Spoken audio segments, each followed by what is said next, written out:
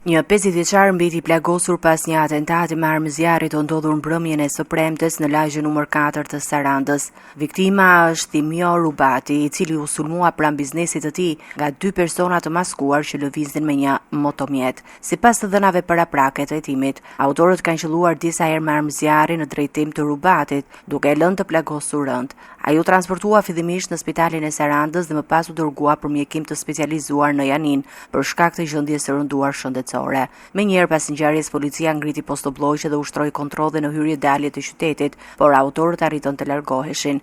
Hetuesit dyshojnë se pas atentatit, ata mund të kenë përdorur zonën bregdetare për t'u larguar me një mjet lundrues. Megjithase, kjo mbetet një nga pistat që po verifikohet. Grupi hetimor po shqyrton disa motive të mundshme, mes tyre konflikte të mëparshme, larje e sapesh dhe mosmarrveshje që lidhen me çështje pronësie dhe dyshime për falsifikim dokumentash. Sa i përket incidentit të ndodhur një natë më parë, ku djali i Rubatit dhe dy persona të tjerë u përfshin në një konflikt me oficerin e policisë Mihal Velço, hetuesit kanë bërë me dije se deri në këtë fazë nuk kanë gjetur element që ta lidhin me këtë ngjarje me atentatin. Megjithatë, nuk përjashtohet mundësia që ajo të jetë përdorur për të devijuar hetimet. Thimio Rubati rezulton person me precedent penal.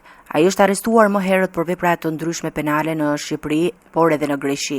Sipas të dhënave hetimore, ai ka qenë i përfshirë në çështje që lidhen me trafikun, rrëmbimin dhe më vonë është proceduar edhe për dyshime mbi trafikimin e automjeteve dhe ndryshimin e elementeve identifikuese të tyre. Ndërkohë, policia dhe prokuroria vjojnë hetimet për identifikimin dhe kapjen e autorëve, si dhe për zbardhjen e plotë të motiveve të atentatit.